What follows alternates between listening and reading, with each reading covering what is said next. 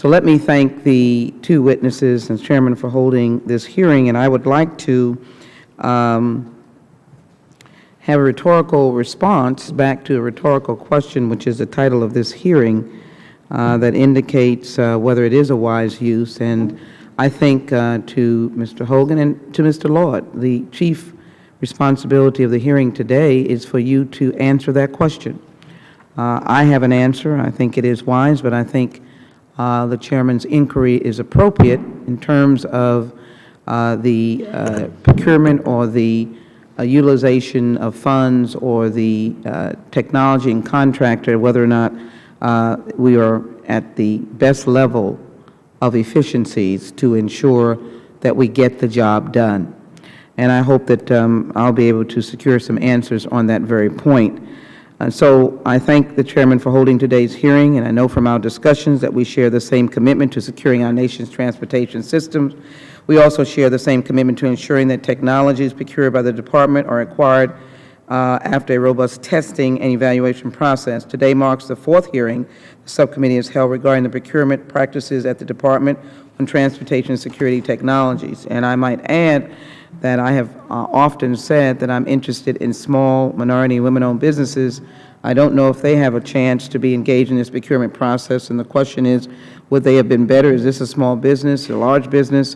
I'd be interested in knowing that. Although I welcome the deliberate oversight of procurement practices carried out by this committee, I respectfully reassert my request that we hold a hearing evaluating TSA's in-cabin security efforts, and I look forward to working with the Chairman on determining that, and that is an assessment of TSA's work, if they have that ability, and as well airlines in what they're doing for in-cabin security.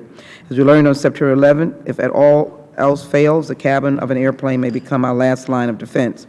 Today we will hear from the Transportation Security Administration Government Accountability Office regarding the procurement goals by TSA on CAT BPSS.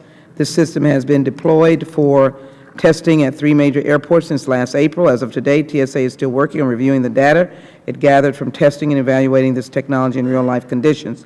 This is a critical step in assessing the effectiveness of any piece of technology.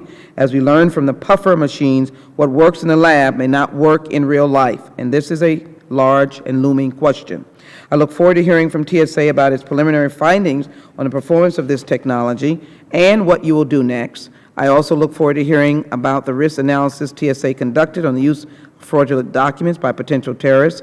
Last year, the media exposed an incident in which a 24-year-old man was arrested after attempting to board a flight from Los Angeles Airport to Atlanta using outdated boarding passes.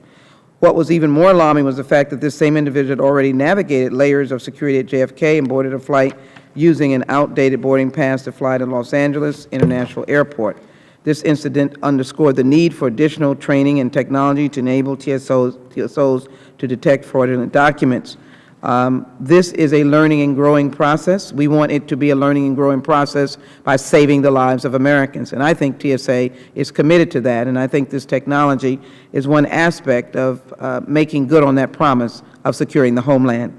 Since that incident, TSA has been working to identify technological solutions to resolve the problem of detecting fraudulent documents. The system we will hear about today, CAT BPSS, may be one possible technological solution. Science is not perfect. Testing a new technology is part of the task. Test, test, test, improve the technology, test, test, test, improve the technology, and save lives. There's nothing wrong with that. I look forward to today's testimony from GAO and TSA that we've already heard, and I thank you for your testimony. I hope each will shed light and have shed light on the procurement process and used to identify the type of technology needed to address the vulnerability. And as we know, this subcommittee has been particularly interested in ensuring that the procurement goals set forth by the Department are administered by the Undersecretary of Management and those at TSA. As fall, Mr. Chairman, you held 3 hearings that examine the practices used to evaluate, procure, and deploy technology across our transportation system. During these hearings, we heard from former Homeland Security officials. They testified about the need for greater cooperation between the business and government in developing contract requirements for major research projects. While this is an interesting thought, as you know, the Federal acquisition regulations have strict rules about the depth and breadth of permissible permissible discussions between government and industry prior to the announcement of a contracting opportunity.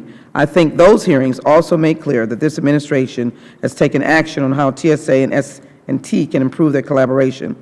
Congress needs to support and encourage efforts to ensure that government is more efficient, genuinely meets the needs of its customers, the American taxpayers, and use our dollars in a fiscally responsible way.